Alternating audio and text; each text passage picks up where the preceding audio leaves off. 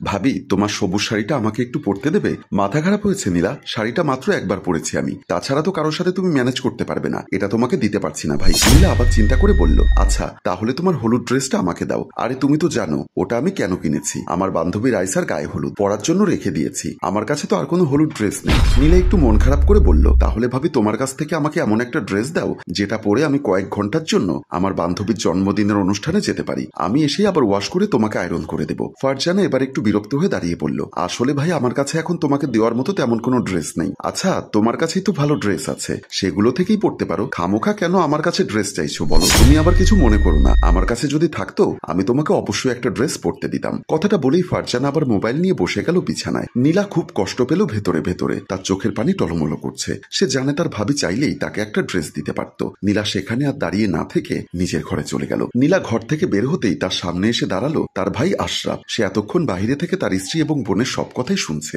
নিজের স্ত্রীকে ভালো করে চেনে সে। একটা ড্রেস পরতে দিলে কি এমন ক্ষতি হয়ে যেত, যত সব। মেয়েটার মনে কষ্ট দেওয়ার কি দরকার ছিল? মনে মনে বেশ খুশি হলো ফারজানা, আমার কাছ থেকে ড্রেস চাইতে এসেছে, আমার দামি দামি জিনিসগুলো পরতে দেবো আর নষ্ট করে নিয়ে আসবে, এত বোকা আমি? এমন সময় আশরাফ ঘরে প্রবেশ করে বলল, কি ব্যাপার, তুমি আমার বোনের মনে এভাবে কষ্ট দিলে কেন? তুমি চাইলেই তো তোমার যে কোনো একটা ড্রেস পরতে দিতে পারতে, তোমার কাছে তো নতুন অনেকগুলো ভালো ভালো ড্রেস আছে, এই তো গত পরশুদিন তোমাকে দুটো ড্রেস কিনে দিলাম যেগুলো যথেষ্ট দামি। ফারজানা দাঁড়িয়ে মুখ বাঁকিয়ে বলল, দামি বলেই তোমার বোনকে পরতে দেইনি, আমার দামি ড্রেসগুলো পরতে দিব আর তোমার বোন সেগুলো নষ্ট করে নিয়ে আসবে, সেটা তো হতে পারে না। তুমি যে পরতে দিলেই সেসব নষ্ট হয়ে যাবে, সেটাই বা তুমি নিশ্চিত হচ্ছ কি করে? তোমার বোন আমার মতো দামি ড্রেস আসলে আর কখনো দেখেনি চোখে, তাই আমার কাছে হাত পেতে ড্রেস চাইছে। তোমার বোনের পক্ষ নিয়ে এত কথা বলছো কেন? এতই যখন দরদ, বোনকে নতুন ড্রেস কিনে দিলেই পারো। আশরাফ আর কোনো কথা না বলে ঘর থেকে বেরিয়ে গেল। বেশ খানিকক্ষণ পর কলিং বেলের শব্দে দরজা খুলে দিল নীলা, আর ঘরে প্রবেশ করলো আশরাফ। বোনের হাতে একটা শপিং ব্যাগ তুলে দিয়ে বলল, এখানে একটা ড্রেস আছে, সেটা খুলে দেখো তো তোর পছন্দ হয় কিনা। নীলা ব্যাগ থেকে ড্রেসটা বের করে দেখলো, খুব দামি এবং সুন্দর একটা ড্রেস আছে সেখানে। বেশ খুশি হয়ে গেল সে। ভাইয়া তুই এই ড্রেসটা আমার জন্য কিনে নিয়ে এসেছিস? সত্যি বলছিস? সত্যি তোর জন্যই কিনেছি, এই ড্রেসটা পরেই তুই তোর জন্মদিনের প্রোগ্রামে যাবি, দেখবি সবাই কিরকম তোর দিকে তাকিয়ে থাকে, আরে তোর সাথে ছবি তোলার জন্য দেখবি সবাই লাইন দেবে। নীলা তার ভাইয়ের কথায় খুব খুশি হলো। আর এদিকে রান্নাঘর থেকে দাঁড়িয়ে সবকিছু দেখছিল ফারজানা, রাগে গজগজ করতে করতে সেদিকে এগিয়ে গেল সে। নীলা খুশি হয়ে ভাইয়াকে কয়েকশো বার ধন্যবাদ জানিয়ে চলে গেল। আর তখনই পেছন থেকে ফারজানা এসে বলল, তাহলে আমার সাথে জিদ করে বোনের জন্য নতুন ড্রেস কিনেই আনলে তাই তো? কি আর করবো বলো, তুমি তো বলেছো আমার বোনের জন্য যদি বেশি দরদ হয় তাহলে যেন নতুন ড্রেস কিনে আনি, তাই তো সাথে সাথে মার্কেটে গিয়ে এই ড্রেসটা কিনে আনলাম অনেক ঘুরে ঘুরে। মাসের শেষ, এখন অনেক খরচ, তাছাড়া তোমার হাতে টাকা নেই আমি জানি, তুমি তো বেতনই পাওনি, এই টাকাটা নষ্ট করা কি খুব প্রয়োজন ছিল? তোমার থেকে একটা ড্রেস যদি পরতে দিতে তাহলে আমার এত টাকা নষ্ট করতে হতো না, আর টাকাটাও বেঁচে যেত। আশরাফুলের কথাগুলো ফারজানার গায়ে যেন তীরের মতো বিদ্ধ। এর পরের দিন নীলা যখন সাজগোজ করে বান্ধবীর জন্মদিনের প্রোগ্রামে যাওয়ার জন্য রওনা হচ্ছিল, তখন ডিনার টেবিলের সামনে হাতে গ্লাস আর রুয়াবজা শরবত নিয়ে তৈরি হচ্ছিল ফারজানা। নীলা যেই ঘর থেকে বের হলো, ঠিক তখনই ফারজানা নীলার গায়ে সবটুকু জল ঢেলে দিল গ্লাস থেকে। তারপর একটা সফলতার হাসি দিয়ে আবার ন্যাকামি করে বলল, ইস ভাই, তোমার নতুন ড্রেসটা একেবারে ভিজে গেল। নীলা মনে মনে বুঝতে পারলো ভাবি ইচ্ছা করেই তার নতুন জামাতে রুয়াবজা ঢেলে দিল। তাই সে বুঝেও না বোঝার ভান করে বলল, সমস্যা নেই ভাবি, হয়তো জামাটার জৌলস একটু কমে গেছে, কিছুক্ষণ পরে হয়তো শুকিয়ে যাবে। না না, কি যে বলো, তুমি এক কাজ করো, এই জামাটা খুলে আমাকে দাও, তুমি বরং অন্য একটা জামা পরে যাও, আমি এটা ওয়াশ করে দিচ্ছি। আমি কিছু মনে করিনি ভাবি, তোমার আর এসব করতে হবে না। নীলা ঘর থেকে বেরিয়ে গেল। ফারজানা মনে মনে বলল, ভুল করে ফেললাম, রুয়াবজার বদলে মাংসের ঝোল ঢেলে দিলে ভালো হতো। এই ঘটনার দুদিন পর শুক্রবার সকালে নীলা যখন গোসলে যাচ্ছিল, তখন ফারজানা এসে বলল, ভাই তোমাকে একটা কথা বলবো, কিছু মনে করবে না তো?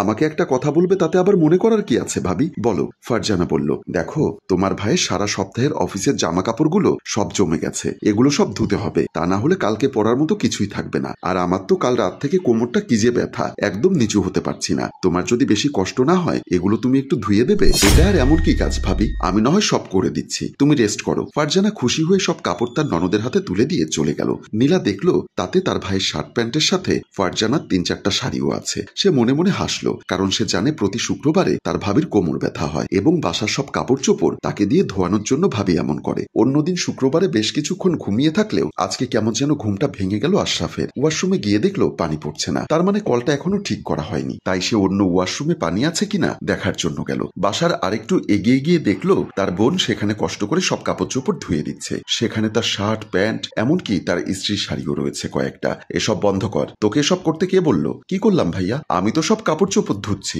সেটাই তো আমি জানতে চাচ্ছি। তোকে সব কাপড় চোপড় একসাথে পরিষ্কার করতে কে বললো? তাছাড়া ফারজানা কোথায়? ওর শাড়ি কেন তুই পরিষ্কার করছিস? নীলা বলল, ভাইয়া ভাবির কোমরে ব্যথা, তাই আমাকে এগুলো পরিষ্কার করতে দিয়েছে। তুই আবার কিছু বলিস না। আশরাফ আরো রেগে গিয়ে বলল, সকালবেলা তুই পড়তে বসবি, তা না এসব করছিস? আর তোর ভাবির কত বড় সাহস তোকে সব কাপড় চোপড় একসাথে পরিষ্কার করতে দেয়? এভাবে কতদিন চলছে নীলা? মেয়েটা কিছুই বলছে না, মনে মনে চিন্তা করছে, এখন যদি বলি প্রতি শুক্রবারেই ভাবি তার সাথে এমন করে এবং এছাড়াও তাকে আরো নানাভাবে অত্যাচার করে, তাহলে তার ভাইয়ের সংসারে সুখ শান্তি নষ্ট হয়ে যাবে। তাই সে বলল, আমি নিজ থেকেই ভাবিকে বলেছি এগুলো পরিষ্কার করার জন্য ভাইয়া। তাছাড়া বাসার কাজ আমি তো করতেই পারি, তাই না? বল, আমিও তো এই বাসার সদস্য। তুই অনেক পাকনা কথা বলছিস, বেশি বড় হয়ে গেছিস, তাই না? আয় আমার সাথে। এদিকে বাসায় বসে হেডফোন দিয়ে গান শুনছিল ফারজানা মনের আনন্দে। এমন সময় আশরাফ এসে তার হেডফোন খুলে দিলে সে বিরক্ত হয়ে দাঁড়িয়ে বলল, কি ব্যাপার, তুমি আমার সাথে এমন করলে কেন? তোমার লজ্জা করে না? নিজে বড় হয়ে বসে গান শুনছো হেডফোনে, আর এই মেয়েটাকে সকাল সকাল এত সব কাপড় একসাথে পরিষ্কার করতে দাও। ফারজানা বিরক্ত হয়ে বলল,